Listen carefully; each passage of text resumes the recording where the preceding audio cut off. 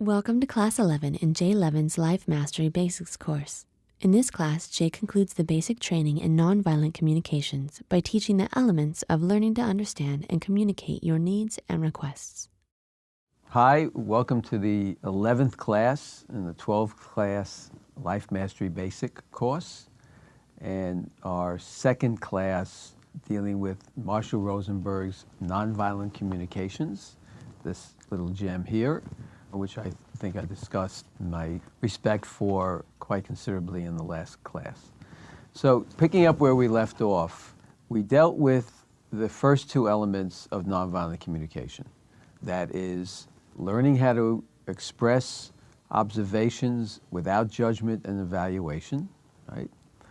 Learning how to identify the feeling that the person is experiencing, identify what you're feeling, and take it to the next level, the highest level. I'm feeling this because of, and you look for a high level relevant to you, relevant to the situation, relevant to the community. So you're moving it to higher ground.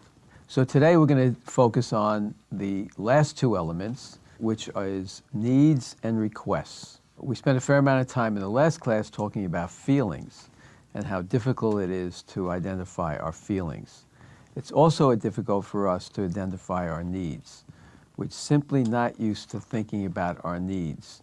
We've got our desires, we've got our expectations, but we really don't know about expressing ourselves in terms of I need this to happen or I need that to happen in a way that really is not controlling, but is really respectful of what our genuine needs are. One of the examples came forward in the last class is I need to feel respected in this situation. And the simple statement of looking at that. So for the next segment, we're going to take a look at needs. So essentially, the Marshall Rosenberg calls the chapter, the title on the chapter, is requesting that which would enrich life. So we're talking about enriching life, we're talking about enriching your ability to be in your true self in life, ability to be in your knowingness, expressing your creativity, expressing your healthy relationships with people. It's not about you ending up at the top of the heap, enriched at other people's expense. So it's all the values that have been both explicit and implicit so far in this course. Marshall makes some very keen points that are very obvious to people who do therapy or do any kind of coaching. One of the points is that to stay away from the negative. In other words, you want to frame your requests for needs in the positive, not in what you don't have, but in what you'd like to have, right? Not in where the world is failing you, but where you'd like to see the world or another person take a situation to a better place. So you're focusing on the better place you want to go to, the more enriched place you want to go to, rather than trying to fix a negative situation in its own terms. Marshall gives a good example. He says, a woman at a workshop, frustrated that her husband was spending so much time at work, described how her request had backfired. I asked him not to spend so much time at work. 3 weeks later, he responded by announcing that he signed up for a golf tournament. She had successfully communicated to him what she did not want, his spending so much time at work, but failed to request what she did want. Encouraged to reword her request, she thought a minute and said, I wish I had told him that I would like him to spend at least one evening a week at home with me and the children. So when we're segueing from observing another person into expressing our feelings, the next logical thing is to say, I feel this, and then you're going to go to really what you want out of the situation, and you want is a need you want to fulfill in a positive way, right? You want the situation to change. That's it. You want it to be taken to a healthier level, and you need to express that very concretely. And concretely means with as much exactitude as you possibly can, as precisely as you can. Marshall gives an example of a cartoon that shows a man who's fallen into a lake. As he struggles to swim, he shouts to his dog on shore, Lassie, get help. In the next frame, the dog is lying on a psychiatrist's couch. We know how opinions vary as to what constitutes help. Some members of my family, when asked to help with their dishes, think help means supervision. So when you get to the part about needs, you want to be as positive and as clear and as specific and as action language as possible, as Marshall points out. I'll share with you another point that he makes in his book. A couple in distress attending a workshop provides an additional illustration of how non-specific language can hamper understanding and communication. I want you to let me be, the woman declared to her husband. I do, he retorted. No, you don't, she insisted. Asked to express herself in positive action language, the woman replied, I want you to give me the freedom to grow and be myself. Such a statement, however, is just as vague and likely to provoke a defensive response. She struggled to reformulate her request clearly and then admitted, it's kind of awkward, but if I were to be precise, I guess what I want is for you to smile and say that anything I do is okay. So often the use of vague and abstract language can mask such oppressive interpersonal games. So here's an issue then that we all struggle with, just as we struggle with feelings. We are not accustomed to even thinking through what is my real want and need in this given situation. What is it that I really want to access out of this situation that would be positive, that I might actually ask for, or at least state that this is my sense of my need in this situation, this is my sense of where I'd like to see positive change in this situation. And you're being very, very concrete down to the point where you're saying, I just want, I really like to just see you smile and say that anything I do is okay. As outrageous as that may sound, that was her honesty. That was her truth in the moment. That was her specific request, okay? So let's do this exercise now. In the class and listening, I want you to think of 2 or 3, maybe 4, turn the DVD off for as long as you want to, but in the class, let's work on just one situation. Think of situations right now that are creating some level of issues in your life, some lack of clarity, some drama, whatever it is, and see if you can identify what the real need is that you want to express in those situations. What the want is you want to express, what need you really have that'll take the situation to a higher level for yourself, a higher level that other people can buy into, right? A higher level that's positive. It'll have a positive consequence no matter what. So if you have a need to get out of a bad situation, put it in terms that are positive. How that bad situation might evolve to something that, as you express your need, that sounds positive. I need to be in this kind of situation rather than that kind. That's an expression. So take a break now, get your pad out, and write down at least 2 or 3 situations, or as many as you want, here in the class, just one, where you've identified a need that you have not spoken before.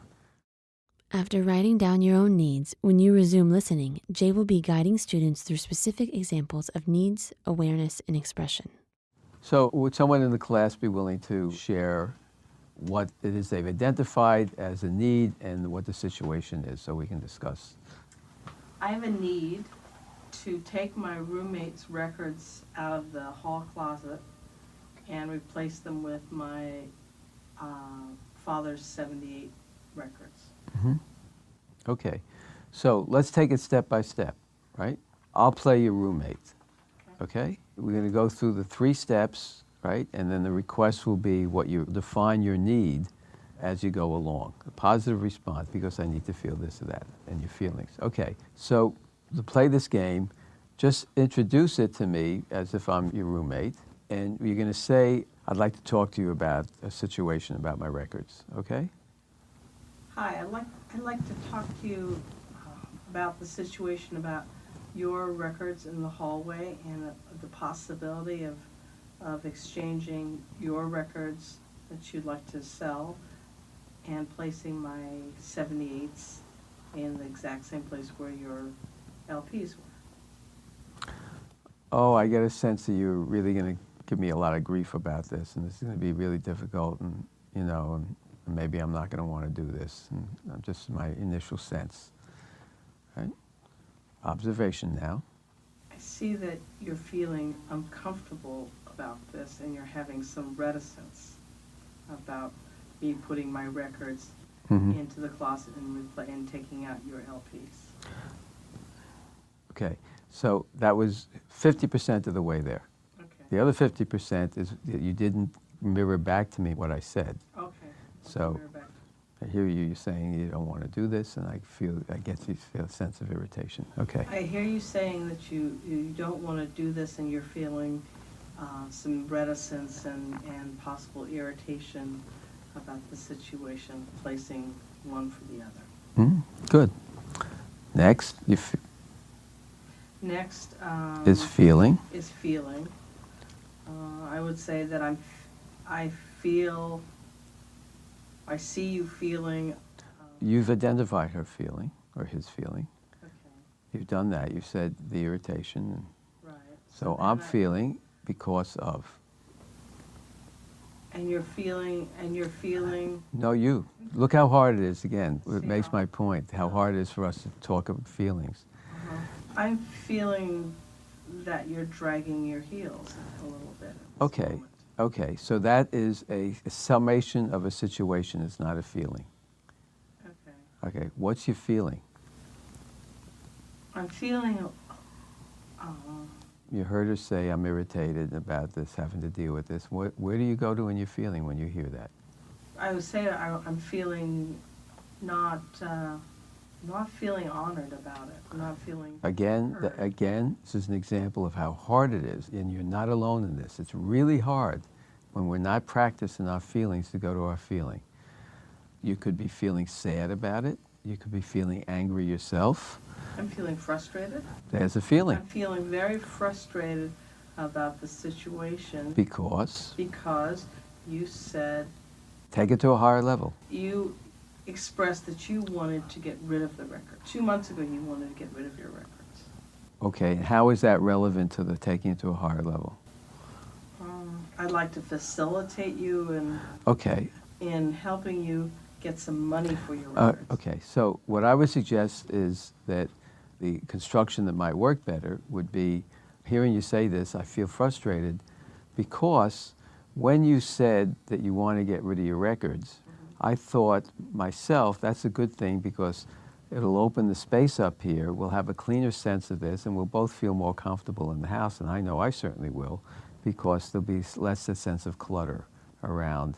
And I thought that would be an advantage to both of us. So you've taken it to a common ground of higher level, okay? And it's okay that you're still working this because this is the first time you've really tried to work it and it takes Right. time and experience, right? And you're on the spot. So we've gotten now some sense of what a feeling statement is with a because of that takes it to a higher level. Not because she said this, but because when you really think about it, what you want is this clarity, right? So what's your need now? So then say what your need is now. What's your need in this situation? Or your want, need. I need to be certain that we're on the same page about timing so we can coordinate to swap the records out. Okay, Pretty much that's it. good. Okay. I would amend it only in the sense that I already amended it. So if you were going to pick up where I was encouraging you to go, we might add that I want that space. I really do want to clean this place up. I have a feeling that it'll take some stress out of the place. I feel I really want that, and it'll be good for me, and it'll be a positive experience for both of us. And so the next need I have is that we have clarity about this, right? We come to some clarity about the timing of this. Then you go to request, and since we haven't done requests, I'll suggest it. My request would be that you and I right now come up with a good time and a good process for moving this along in a date line. Got it? Cool. So again, I'm sitting in a comfortable chair without being in the situation, using languaging I'm comfortable with. As you work with this, you'll find how to get it into your vernacular in a way that's colloquial, feels good, feels relaxed, and you're definitely going to be awkward at first. It's definitely going to feel a little bit strange at first. It's got to. So you want to practice this material, where it's easiest to practice it. Little by little, where it's easiest until you feel more familiar with it and can start to see the benefits of how it plays out. Cool. In the next segment, Jay focuses on learning to express needs that are clear, specific, and which set the emotional and communications groundwork for making a request of another person. So Marshall makes the excellent point about concreteness is that we swim around in our minds so much. We actually are so confused so much of the time because we seem to have so many options and we're not sure whether we go this way or that way with our real self, our true self. Even if you're thinking in those terms, what's my authentic self really? What's my knowingness here versus my stance, need craziness here? It's still difficult because we get so much coming at us and life is complex. And so one of the fundamental teachings is if you get out of vagueness, if you are very specific, if you think, so what do I specifically want to say? You help reorient yourself towards clarity, not just the other person in the situation, but you're giving yourself a different inner experience, and you're allowing for others, therefore, to have a different inner experience. He gives examples to a client who says, I just want someone to love me. That's hardly unreasonable, is it? And he says, it's a good start. Now I'd like you to clarify what you'd like people to do that would fulfill your need to be loved. For example, what could I do right now? Oh, you know. Oh, I'm not sure I do.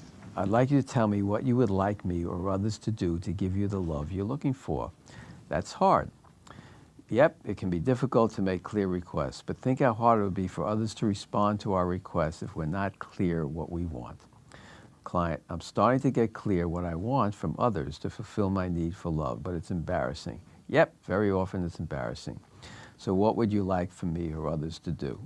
If I really reflect about what I'm requesting when I ask to be loved, I suppose I want you to guess what I want before I'm even aware of it. And then I wanted you to always do it. So look how innocent and basic those requests are, and look how universal they are. Wouldn't that be a sweet life, right? That we're all mind readers. We're all trying to get that. And he says, I'm grateful for your clarity. I hope you can see how you're not likely to find someone who can fill your need for love if that's what it takes, right? But he was being honest from this very specific place, but he was not being thoughtful about what concretely another person can do in that moment that would move him in that direction, even though it was fun. That answer is a lot of fun. So the next important thing is to make sure that when you're stating your needs don't sound like demands, right? Where you're demanding something. You have to do this. I really want, you absolutely need to do this. You're expressing, I have a need to live in the circumstances that are supportive of me. I have a need to honor myself with good lifestyles around me. I have a need to be acknowledged. I have a need to be respected, or whatever your need might be in the moment. I have a need to finish this work on my deadline. And you're expressing it as a need because people can emotionally respond to a need expressed in a way that's clear and simple and identify with it versus when you're saying, you got to do this for me because I need this to happen in my life and I'm really important here, or some variation on that theme. Isn't that a delusion of grandeur?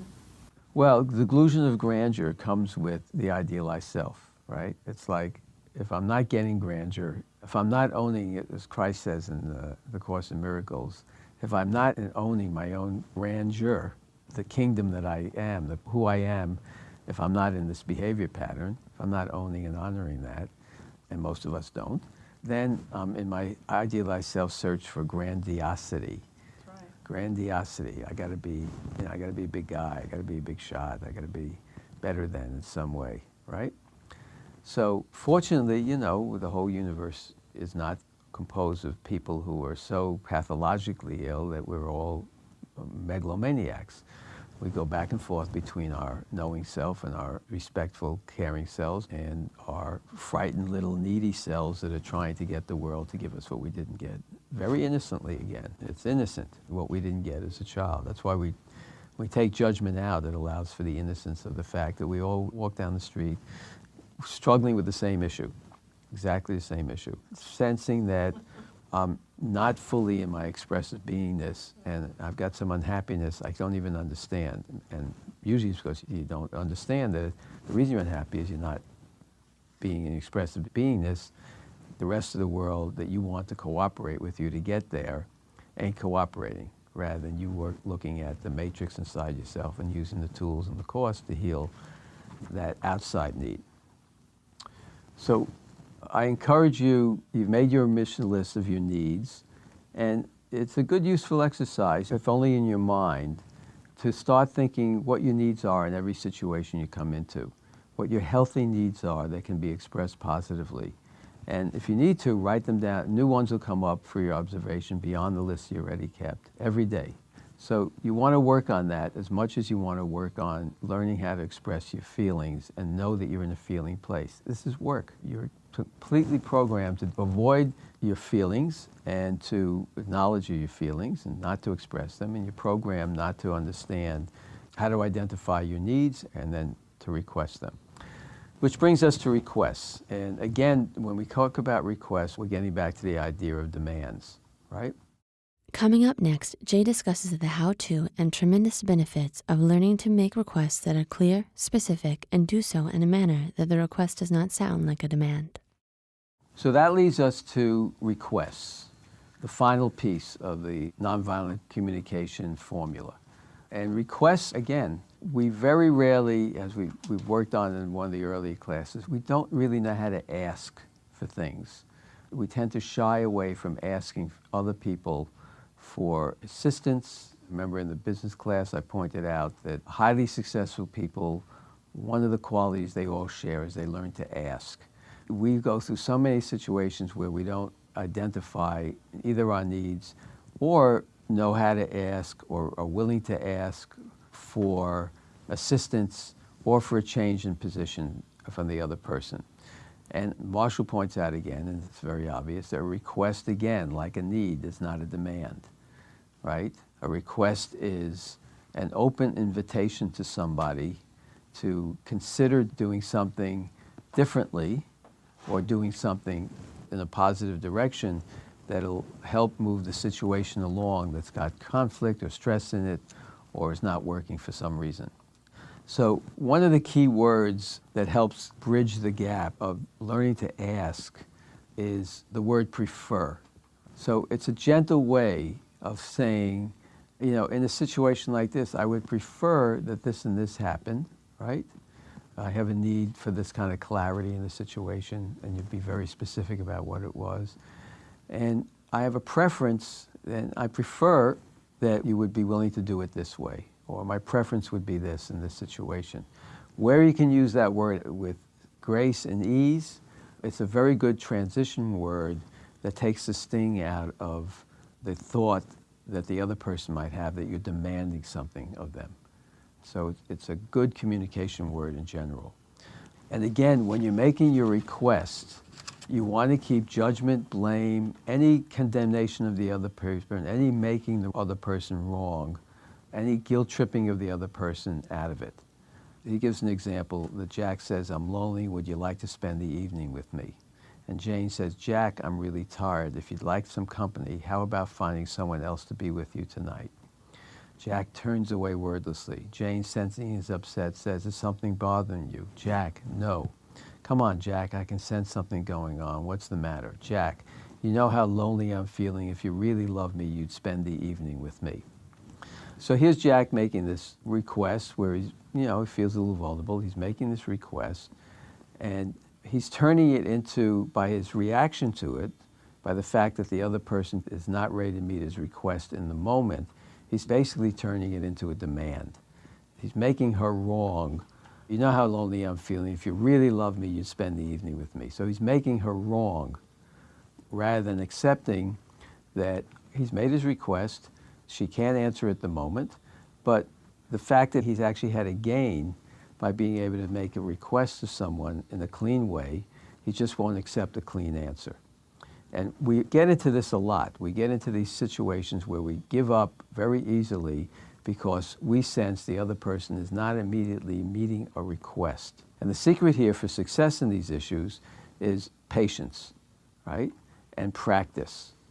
You may not get all your requests met in the moment, but the more you practice clarity about your requests, stating your feelings clearly, not going into judgment or blame about the other person, just letting the other person process through what's happening, the higher your chances are of getting your needs met and your requests met as you go forward.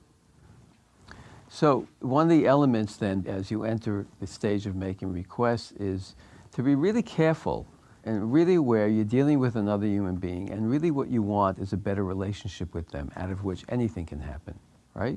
It's not just you want them to change for a specific reason, but you want to come into a clearer sense of give and take and honesty and authenticity with this other person.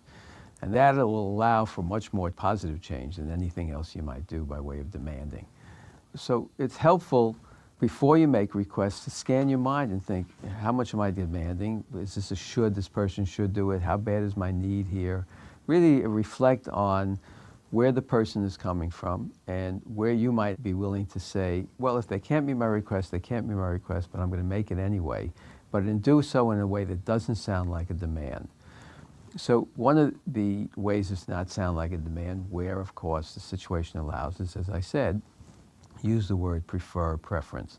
Another major way is to use the word, would you be willing to? Would you be willing to consider this? So if you're making a request about somebody cleaning up the garage after them, for example, would you be willing to participate in cleaning up the garage? Is a lot more opening statement than, I need you to clear up the garage, so my request is you put down what you're doing, put down your homework, whatever it is, and come over here and help me clean the garage, right? Especially where there is a natural authority in the situation, somebody is a boss or a parent, something, requests are often heard as orders. So if you really want to develop a relationship with them that are based on mutuality of trust and not on the top-down paradigm, then the idea of using the language of would you be willing to helps open up the situation. And it doesn't matter how many times you use it. Some people just use it. I know people who never ask anything of another person without using those words. Would you be willing to? Would you be willing to do this? Would you consider doing this?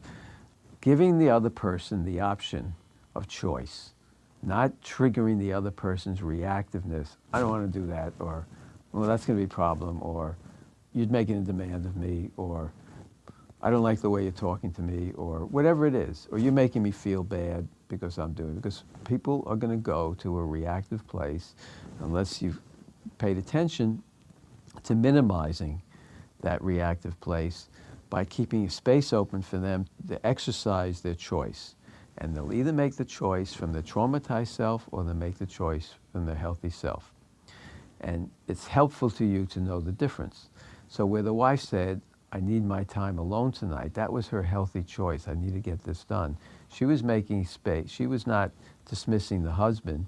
She was saying, from her knowing self, I'm not really going to be useful to you in the way you think because I need this time to myself tonight. That's part of what we learned in the relationships class, taking space for yourself in a healthy way where the other person accepts it, and you've got agreements on that. So you want to, when you're making requests, be aware of where the person might come from. Are they going to come from the reactive self, or are you going to make room for them to say in a clear way, I will or I will not meet your request at the moment? And ideally, it'll be coming from their knowing self. And if it is, God bless it. That means that that request is not meant to be met for you in the moment. And you manage to stay out of reactivity, and you need to deal with whatever comes up for you by way of judgment, reactivity, something's not right in the world. You've got other tools I've been teaching you to deal with those mindsets.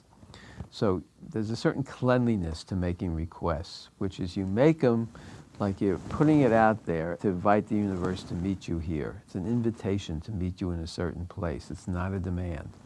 And sometimes the universe will meet you there, sometimes it won't. And if it's not meeting you there in the moment, it's a good place to go to inside yourself. It's not meant to happen in this moment. But I'll hold the space for it to happen without going into craziness about it, okay? So some of the language he encouraged you to avoid, or thinking even that he should be doing this, she's supposed to do what I ask, I deserve to get a raise, I'm justified, or I have a right to more time off. If you find yourself in that place of, those are really demands, and they're going to get in the way of your requests coming across cleanly. It's got this nice little poem. If I clearly understand you intend no demand, I'll usually respond when you call. But if you come across like a high and mighty boss, you'll feel like you ran into a wall. And when you remind me so piously about all those things you've done for me, you'd better get ready. Here comes another bout. Then you can shout, you can spit, moan, groan, and throw a fit. I still won't take the garbage out. Now, even if you should change your style, it's going to take me a little while before I can forgive and forget, because it seems to me that you didn't see me as a human too until your standards were met. Okay? So we play that game with each other. We set each other up to meet our expectations and our standards, and if they don't, we go into the reactive sense of blame, victim-perpetrator sense. Your life is meant to serve my vision of myself in the world. Here's where I'm authentically working towards meeting clarity, and here's an invitation to meet me in this space and build relationship with me. Is that the basis for most male-female relationships? You better believe it. I'm not going to do a survey of what most still is, but it's a basis for a lot of dysfunctionality in the relationships, right? The core of dysfunctionality in relationships. Good call. In this final segment, Jay tests the class on what makes for a clear request, and he demonstrates the entire nonviolent communications process using real situations provided by students. So let's play a game. Let's play, is this clean or is it not clean? Okay, here we go. I want you to understand me. Clean or not clean? Clean. Nope. No? Nope, not clean. If you circle this number, we're not in agreement. To me, the word understand does not clearly express a specific action being requested. Instead, the speaker might say, I want you to tell me what you heard me say. Right? You've avoided making a specific request that's concrete and somebody's mind can easily grasp, okay? 2, I'd like you to tell me one thing that I did that you appreciate. That's clear. Yes, that is clear. Excellent. Okay, 3, I'd like you to feel more comfortable in yourself. No. No, exactly right. Feel more confidence does not clearly express a specific action being requested. The speaker might have said, I'd like you to take a course in assertiveness training, which I believe would increase your self-confidence. Okay? I want you to stop drinking. That's one so self-obvious, right? No. You don't have, right, of course, it's so self-obvious. Stop drinking doesn't clearly express what the speaker wants, but rather what he or she doesn't want. The speaker might have said, I want you to tell me what needs of yours are met by drinking, and to discuss with me other ways of meeting those needs, right? So look at that answer. It's showing that you're keeping it positive, and it's showing that you're not demanding something. You're not acting out the authority game. We all rebel against authority game. We all, inside ourselves, want to be in that circle of equals. Any suggestion of authority in the authority game triggers us. And it either triggers us into self-denial, where, okay, I'm going to salute the authority because that's how I'll get along in the world, and I'll just be a good, obedient boy, which is denying our true self, or it triggers us into some level of rebellion, right? Get along good. And when you're in the authority, when you're suppressing yourself, that's going to leak out. That activity, that action is going to come out and attack other people with it. So, okay, next. I'd like you to let me be. Right, that's not clean. No, it's Right. not clean. So if we circle this, yeah, I'm looking at people shaking their heads. So people in the room are shaking their heads, so it's not clean. If you circle this number, we're not in agreement. Okay. All right. To me, the words let me be do not clearly express the specific action being requested. The speaker might have said, I want you to tell me you won't leave our relationship, even if I do some things that you don't like. Right? Very clear. Very specific. Next question. I'd like you to be honest with me about yesterday's meeting. That's clear. No, it's not. What's not clear? It's not clean, Okay. right? Be honest with me, as he points out, it doesn't ask for a specific action being requested. The speaker might have said, I want you to tell me how you feel about what I did and what you'd like me to do differently. Okay. You want to drill down to that level of specificity. You want to think these things out. It's incredibly important to know and recognize how much we cut ourselves off, how much we try to not communicate, how we try to jump out of communication or control communication, rather than clearly state where you're coming from and think out exactly what you want in a situation, specifically what you want. I would like you to drive at or below the speed limit. That's Clean? not clear. That's not clear. That is clear. That is clear? Yeah, that's clear. Okay. The speaker is requesting a very specific thing. You want to drive at or below the speed limit. right? Okay. Nothing could be simpler and clearer than that, okay? I'd like to get to know you better. Right, it's not clean. No. Right, it's not clean. As Marshall writes, this does not express a specific action being requested. The speaker might have said, I'd like you to tell me if you would be willing to meet for lunch once a week.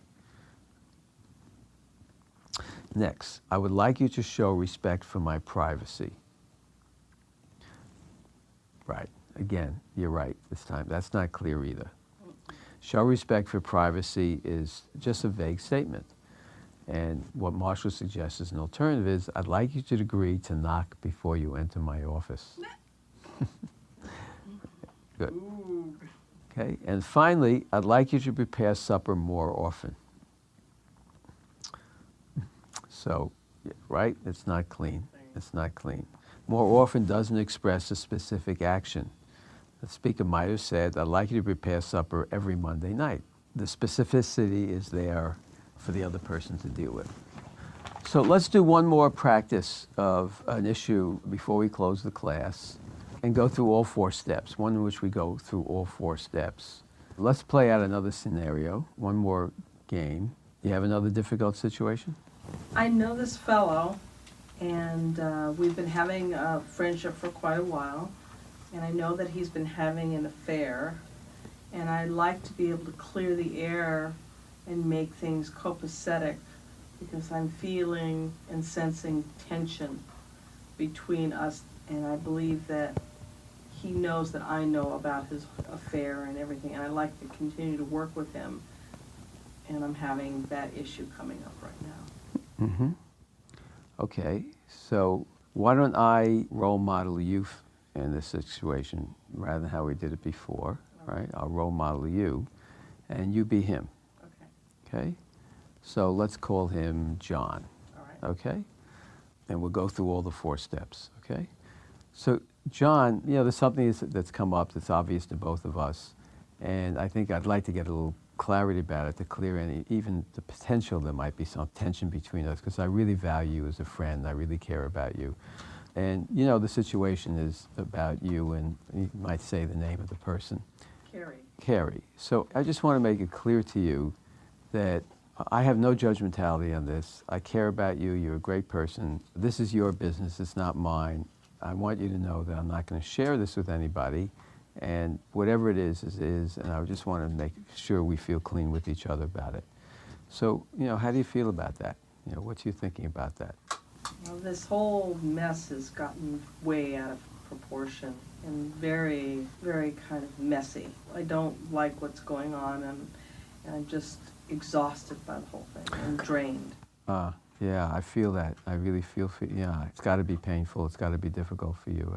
And I can see where it's be draining. And everybody's been butting in, it seems like. All my friends are having their opinions. Yeah, I hear you. I mean, people do butt in, and I know they've been butting in, and I can only empathize with the fact that you're feeling the strain. I mean, you got to be really feeling the strain, and I hear that clearly that you've got a sense of frustration and getting sick, and I just don't want to have one more friend turn on me. Well, I really hear that you don't want to have a friend turn at you, and I really hear this feeling of both fear of loss and exasperation and difficulty in the situation. So I want to tell you, if I may, that my feeling about this is that I feel in this situation, a little bit scared that I'd lose you as a friend, a little bit scared that our good working relationship might fall apart. But mostly, I value you, and I just feel very nervous myself and a little frustrated myself to find myself in a situation where the larger situation might damage something that's clean between us, that felt clean. Because I really respect the friendship, and I really want us to be able to have a safety zone for each other. I'd like you to feel I'm a safety zone for you, and I'd like to feel a safe zone with me and really get you to hear that. So my need here is that really just that you hear that and, trust me on it and, accept that I'm coming from a really honest, caring place about this. And, my request would be that you open up to continuing to work with me, continue to be my friend. We can make some plans to hang out if you want to. Whatever specific things you'd like to do, I'm open to, because I want to demonstrate to you that I'm really clean on this issue. and that I really value our I always place. like meeting you to go to a movie or a concert or something at the spur of the moment if Carrie's busy doing other things and can't come.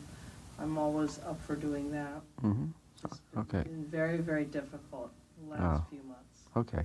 So, okay, I appreciate that. I really do. It really means a lot to me that you're still available and that I have enough of your trust, because I really want to have your trust, that you hear me, that I mean you the best, and I'm not going to be one of those people making difficulties for you.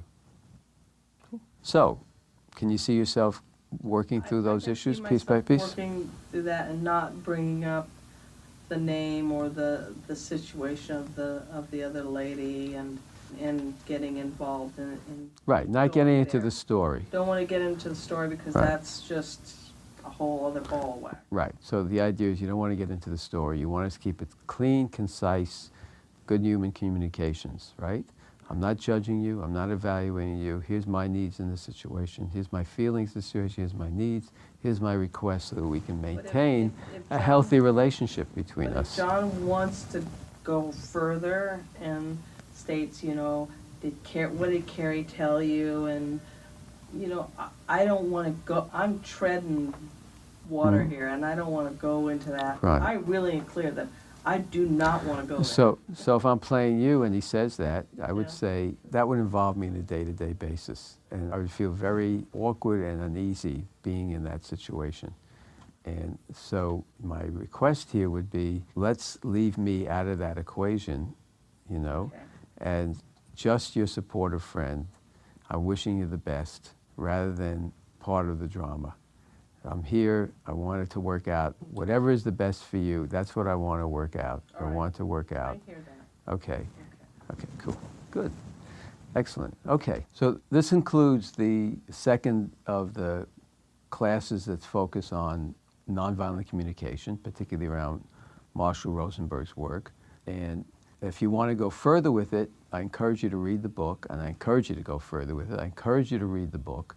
It's got a good deal more material than we have time to go over here. I'm happy to be the person who opened this world to you and introduced you to it and gave you the basics, because I have given you the basics. And to put more flesh on those bones, immerse yourself more into it would be a wonderful thing for everybody in the world. It's my belief. And so I encourage you to read the book. And beyond that, Marshall created the Center for Nonviolent Communications, which is cnvc.org, Center for Nonviolent Communications. And they provide more training. You can bring their staff into difficult situations, and you can find a mentor. They're happy to provide mentors who will help you learn these skills and mentor you through these skills in a very pragmatic and available way. So you might check that out and allow yourself to take it to another level, your own education, and find that the world starts opening up to you in a very different kind of way as you go forward with this, using this kind of material. So we have one class left in the basics course, and that's about self-nurturing and how to get the most out of a whole different perspective of who you are and how you are in the world, and how to get the most out of taking care of yourself and what that really means. And that's class 12 and the last class. I will see you there. If you are interested in an appointment with Jay, you can email him at jlevincoaching@gmail.com or contact him directly at jlevin.com. The following are testimonials from students who completed Jay Levin's course on Life Mastery Basics. Hi, my name is Mike, and I'm a cameraman, and I am sitting here in front of you because on my first day coming in to film Jay, I was very surprised to be a part of what was happening. I was not expecting the shoot that I had walked in on. And after filming Jay for a day, I realized that what he was talking about had been something that I had maybe been searching for a long time, and was very surprised and felt very excited that what I had walked in on and became a part of was something that I would offer up to my family and friends and even my peers. I'm 28 years old, and the first thought that came to my mind was how my buddies could use this skill set to improve and better their own lives. So as I was thinking, standing behind the camera, I spoke up to Jay and felt, I was so excited about what he was talking about that he decided to put me in front to give a small testimonial because I really felt it was necessary to let the audience know how important and groundbreaking these life skills are. Just sit back for a moment and think about your own life and your relationships. And I think what Jay is touching upon is very much the essence of community and family and friendship, and I would highly recommend it to anyone. One of the things about this course is that it's called Basics of Life Mastery, and I think one of the things that course provides is giving practical tools that can be applied in real life situations so that we can move out of sort of the stance self, move out of the traumatized self, and really make deliberate progress and concrete progress. So I think the tools are one of the most important things, that we're actually learning skills, sets to work with another human being, to actually live and come from a very creative way and fun way of living in life. It's not like a chore, it really makes it more of this engaged way of being in the world. I think the course is extremely valuable no matter whether someone feels extremely skilled in this kind of work. I think it's still, there's always something to be learned, because the moment we think that we've mastered it, we stop learning, we stop growing, and there's always, I think, room to grow. I would say nonviolent communication and also the class on finances and relationships, those are probably the most valuable for me. And learning how to just be with a human being more on a really authentic, open, sharing level where it's very, very connected. No hiding, no gaming, really one person coming to another from the soul level. Yes, I am feeling some shifts, more shifts of connection with people, family members. I've noticed myself be a bit more empathic than usual, than my usual stance. So I've done a little bit less of that in the last couple of days.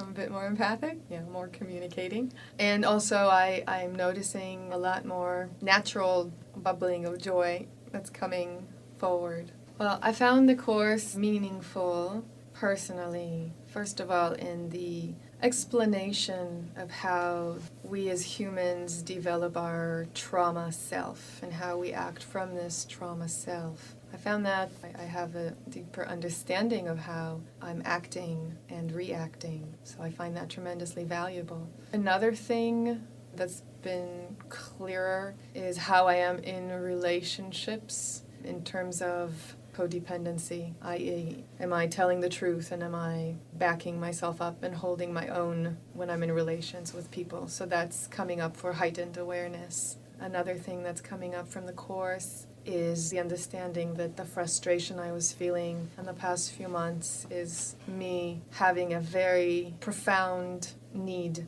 to express myself in many areas that I haven't been very internal.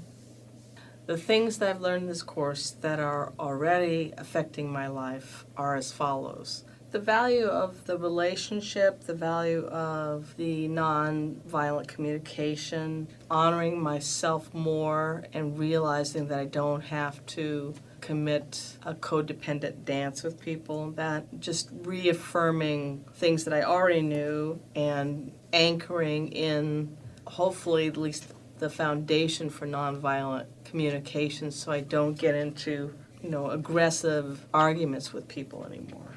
I'd like to do a couple of the courses again, a couple of the sessions again, like relationships and the nonviolent again, and also the self-nurturing.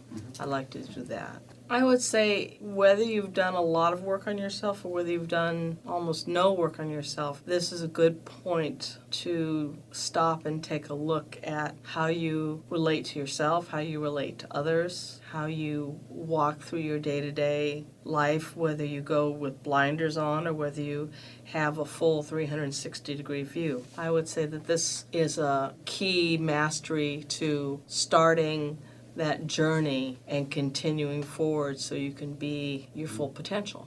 I would say that that's a key point. And if you don't want to, no one's going to hold anything up to you and push you. You have to take the first step yourself.